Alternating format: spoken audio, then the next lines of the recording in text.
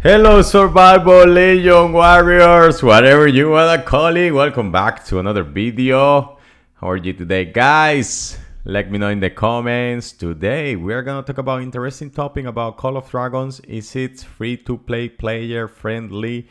We are gonna get into that. I've been playing for more than 2 months now, and I'm used to this type of strategy troop formation war like video games. I can tell you my honest opinion because by now I have played quite a lot, to be honest, of these different games. I can tell you whether one is free to play player and another one is not, and we are gonna give our honest opinions about Call of Dragon. Okay, so yeah, what do you think? It is free to play player?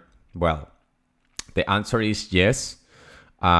But first of all, we are gonna make a disclaimer, guys. Free-to-play player doesn't mean that you have to be as strong as the top spender in the server or in the game.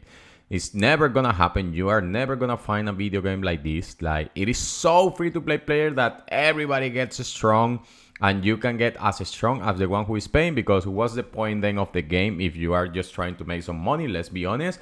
So if everybody can get strong without paying anything, so what would you even have bundles there? If you can just collect material or collect resources and get super strong. So yeah, by definition, you are never gonna be as strong as the guy who is spending tons of money on the game. Let's be honest, okay? Let's cut it as it is. So don't fall for the trap. Like, free-to-play player means that you have to be as strong as the top spender in the server. No, free-to-play player means like, can you get decent strong? Can you help your alliance? Can you help yourself? Can you defend attacks? Can you be able to, let's say, during the events, hold some attacks from spenders till the point that you feel safe and you can contribute to your alliance success? Can you just play in the long term and just as a free-to-play player collect enough materials to get your heroes strong, to get to a high level of troops, to get to a high level of order? Well, the answer is yes. Not only that, we are going to start because you have to understand that the biggest challenge for other video games is like people are attacking you in the beginning like you have no idea. They attack you, they kill your troops, they just make you continue playing so difficult for you. Call of Dragon is not like this. I have experienced just one attack since I started playing the game, because I made the mistake of leaving a lot of resources on my base. As I said before, I made a video about this. The biggest way that you can just avoid being attacked is just keeping resources low. Just check this. How many resources are unprotected and how many are protected? For example, here I have protected 1.2 million. I have unprotected, like say, 500,000 here, 200. I usually try to keep it just like all my resources are protected. And if all your resources are protected, believe me, people are not gonna be attacking you because the game is designed, and this is what I like, it's free-to-play player in this aspect, because the game is designed like, if somebody's attacking you, guess what? You are not losing troops unless you do. They attack you so many times that it starts getting difficult for you to heal at times, and your hospital is getting full. And of course, it's just like depends of the healing that you have, okay? Or you don't have resources to heal. Depends one more time of which talent you use or which policy do you use. But well, it is not designed for the other people to attack you and then you lose a lot of troops and they lose just a few troops. Most of the time when people are attacking you, they end up losing way more troops than you will ever lose.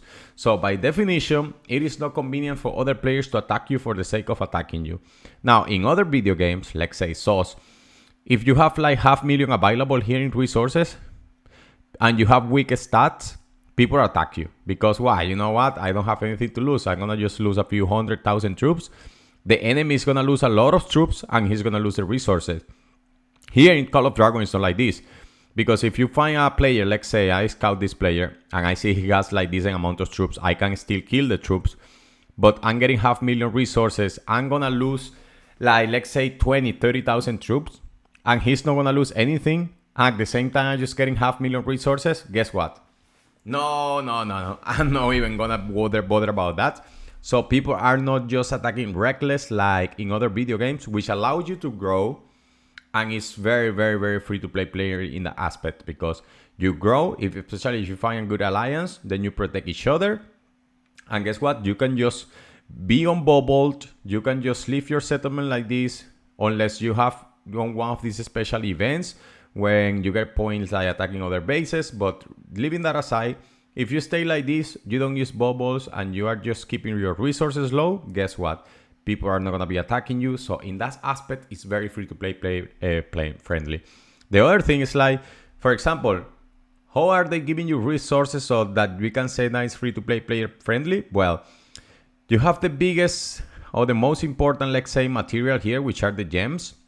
And guess what? The game gives you the ability to collect those gems, which tells a lot about the game. Because other video games, what they do, let's say if they have, let's say, sauce bio caps, or they have like diamonds, they don't give you the options to collect diamonds. They don't give you the option to collect, let's say, bio caps. They don't give you the option to collect gems. Here you have the option. Of course, they are not going to give you the option to gather a lot, but you can still gather a decent amount. Especially if you are gathering around the clock, you can collect a lot of these gems. For example, here, I have collected 4,000 for the last season. And this is just me gathering around the clock. So it is free to play player in that aspect, because you are going to need gems to get the lucky spin, to just get more honor points, to buy resources if you want. I made a video about that. I don't recommend that. But you can get gems which are going to help you to get stronger. So this is what I like about the game as well. The most important resources in the game, you have the ability to collect it. You have the ability to gather it. People are not attacking you that much. And the third thing is like, it makes it very difficult for you to lose troops. So it's not that you have been playing, let's say, for 20 months, for 2 years, 3 years, and then somebody's gonna come, kill all your troops, and ta-da, you are gone. So all the 3 years you spent, they didn't count at all, because it doesn't matter.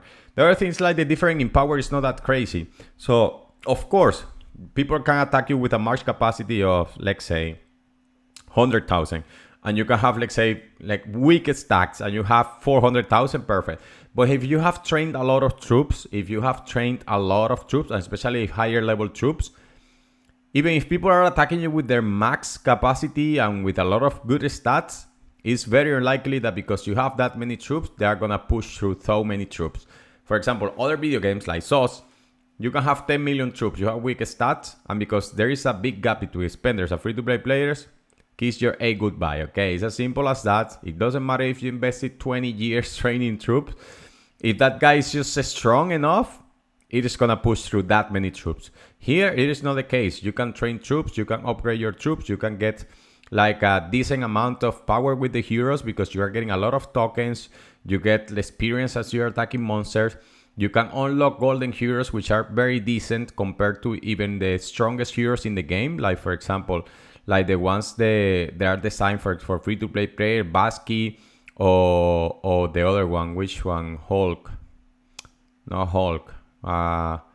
Where is that? Yeah, Husk. Or this one. So this one is super powerful, but if you get this one to a nice level, you know, during the lucky spin, getting golden tokens, then you can still get some decent amount of power to be able to defend attacks, to attack other players if you want to have fun during these events, and then still be able to have fun. So other video games, they don't allow for that. So resources wise is other thing, guys. You can gather a lot of resources. So for example, here, let's just give you an example. So here I need 6 million, 3 million stones. If I want to collect I have 4 marches. If I want to collect, let's say 1 million stones, I just have to send these marches. 4 marches of them. And if I want to collect 2 millions, I can collect 2 million stones in one gather, which is just like half day. So during the day, I can collect like, let's say maximum 3 million, even 4 million if I'm gathering around the clock. So this is good because in 2 gather on one day, I can collect enough to get the resources that are asking me to upgrade my Hall of Order, which is the building who is asking you more resources to upgrade it. Other games, you have to gather at least 2, 3, 4, 5, 1 week worth of resources to be able to upgrade something. Even resources friendly to help the player grow is super easy. So you have also other buildings which are giving you stats and giving you like material, which makes it super free to play player. For example, in other video games, if you have this policy system here, when they're giving you stats and they're giving you like the ability to expand your military capacity, it will be like you buying bundles. It will be like you using a lot of speed ups here. You can only use gems to speed up the policies, but all the prestige you need, you can get it here for free in the Dragon Trials. Yeah, you have get an advantage if you have strongest hero, March capacity, you can get advanced in level. But if you advance to a Legion level, you are getting all the prestige you need to just keep upgrading your policies. Other games, you will be paying a lot of money to upgrade those stuff. It's the same with like the research or other things like this. It will take you a lot to, let's say, you do your research here. So if you're playing enough, look at this. I've played for 2 months and I'm almost there. Of course, it's gonna take me a lot of time, but in the usual video game, it's gonna take you at least 3 years to get here. Seriously, at least 3 years. Here, relatively easy. You can advance slowly and complete this. Of course, it's gonna take you time. It's gonna take you a lot of effort. But as you can see, there is not a crazy amount of research to complete. And yeah, it's gonna take you more time and more resources than if you are playing as an spender. But if you compare spender free-to-play players, it is not that crazy the difference, okay? So yeah, this is my opinion, my honest opinion. Let me know what you think. I hope you enjoy. See you next time.